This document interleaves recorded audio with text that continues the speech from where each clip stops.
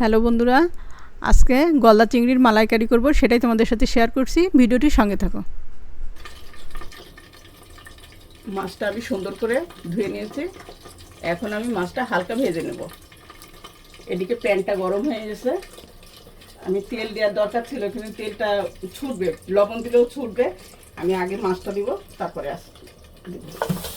তেল হালকা ভেজে নেব মাছটা। চিংড়ি মাছটা খুব দ্রুতই হয়ে যায়।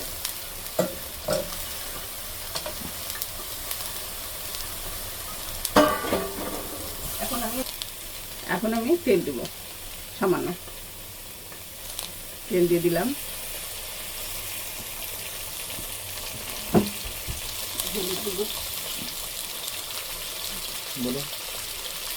হলুদ দিয়ে দিব সামান্য,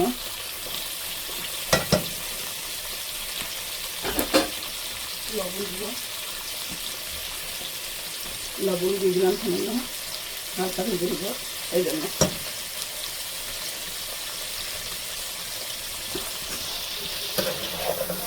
একটু নেড়ে এদিকে দিকে দুটি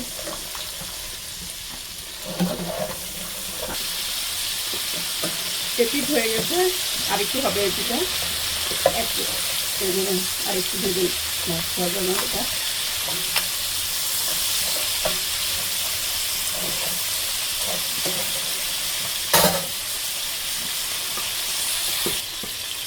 মাছটা হয়ে গেছে, এখন আমি তুলে নিলাম। দুপাশেই লাল হয়ে গেছে। এই যে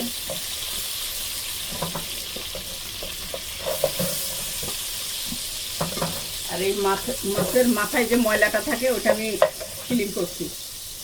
ওইটা মাছের মাথাতেই একটা ময়লা থাকে, ওটা খাওয়া যায় না।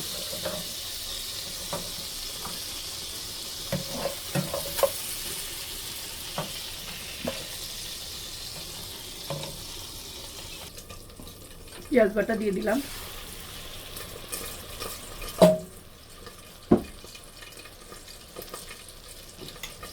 লবণ দিয়ে দিলাম,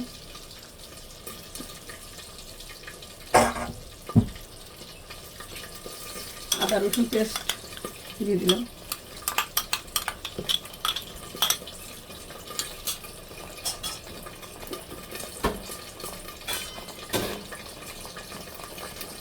হলুদ দিলাম, জিরার গুঁড়া,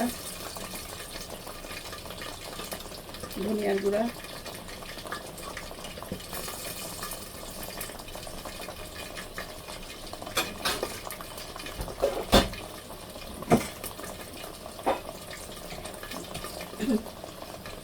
মরিচের গুঁড়া দিলাম, আর তেলটা দিয়ে দিলাম।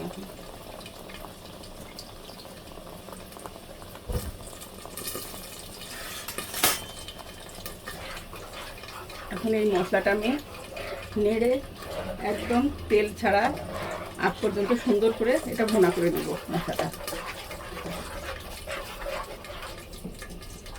হাই হিটে দিছি, চুলাটা হাই হিটে।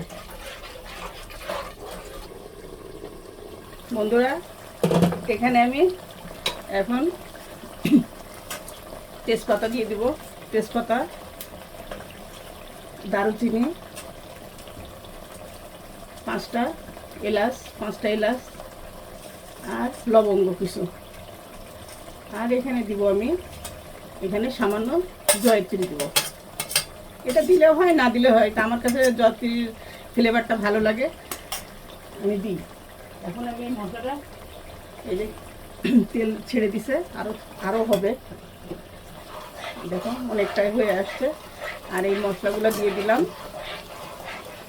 এখন আমি ঢেকে দেবো আবার।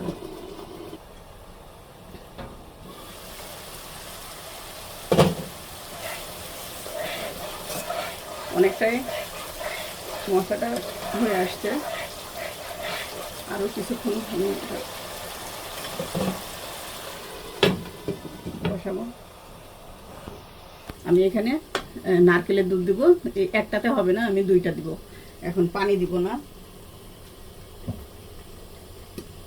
এখন আমি এইটা অনেকটা দিয়ে গেছে, মশলাটা সুন্দর বোনা হয়ে গেছে।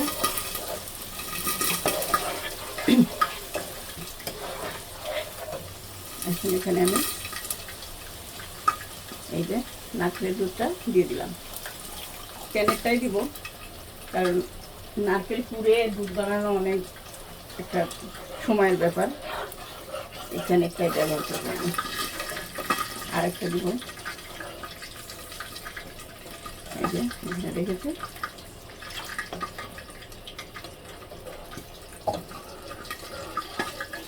এখন কিন্তু বন্ধুরা একটু অনবরত নাড়তে হবে, নাহলে এই যে নারকেলের দুধটা মশলায় যখন পড়ে তখন একটু কেটে যায়। এই জন্য একটু কিছুক্ষণ নাড়তে হবে, তারপরে ঢেকে দেব।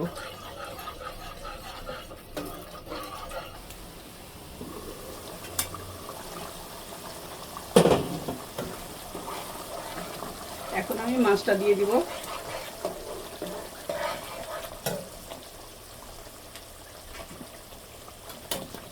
মাছগুলো আমি দিয়ে দেব।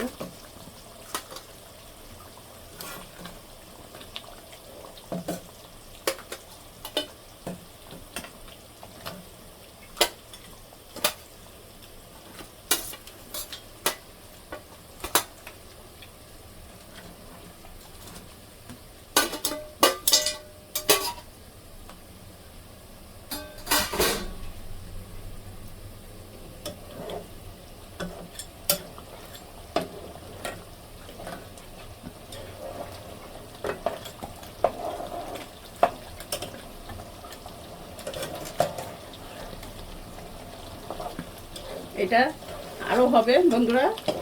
এখন আমি ঢেকে দেবো এটা।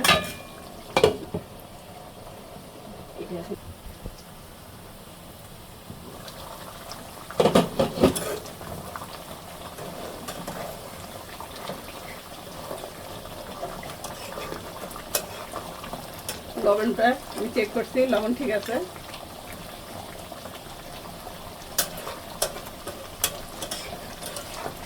আরও হবে মাছটা, ভাবলাম এখানে দিকে মশলা ধরে যায় না, দিয়ে দিব।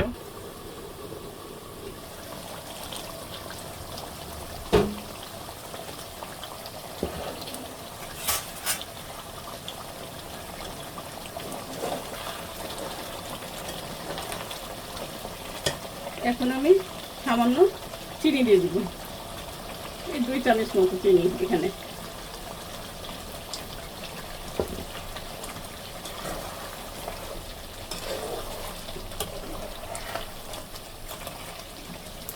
চিনিটা দিয়ে দিলাম, আর এখানে কিছু কাঁচামরিচ দিব। আস্ত কাঁচামরিচ দেওয়া যায়, আমি একটু ঝালটা লাগবে, ভালো লাগবে, একটু কাঁচামরিচ দিয়ে দিলাম।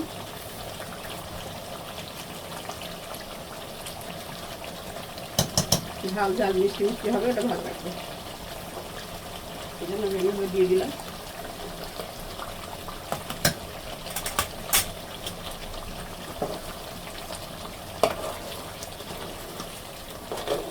আরও তেল ছেড়ে দিবে, বেশ একটা গ্রেভি ভাব আসবে, তখন আমি চুলাটা এটা নামাবো। ততক্ষণ পর্যন্ত হোক।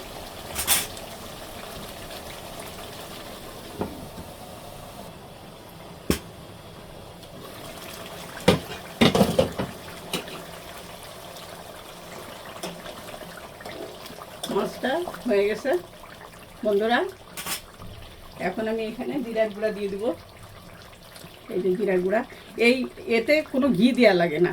যদি ঘিটি অনেকে অনেক রকম দেয়, কিন্তু ঘি এতে দেওয়া লাগে না। এই যে আমি